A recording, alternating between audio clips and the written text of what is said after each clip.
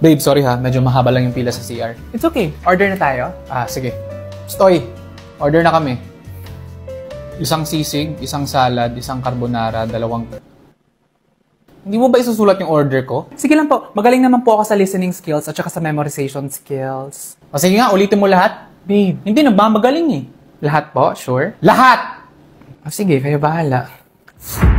5 minutes ago, dumating kayo sa restaurant na to, tapos dumiretso na kayo sa table ninyo. Pero nag-excuse muna si sir sa inyo, ma'am, kasi sabi niya na magsi-CR siya. Pero ang totoo, dumiretso ka sa parking lot kasi may tumawag sa cellphone mo na ang pangalan ay Paring Mike. Pero nagtaka ako, ma'am, kasi Paring Mike yung name, pero babae yung boses. Ang sabi ng babae sa phone, Love, saan ka na? Tapos sabi niya po, Love, nakipag-meet lang ako sa Expo for closure. Tapos ang sabi po ng babae sa phone, Okay, Love, please don't forget about our dinner later. Tapos binaba niya na po yung phone, pumasok siya dito sa restaurant, tinawag niya ako, tapos umorder siya ng isang sisig, isang salad, isang carbonara, at saka dalawang kanin.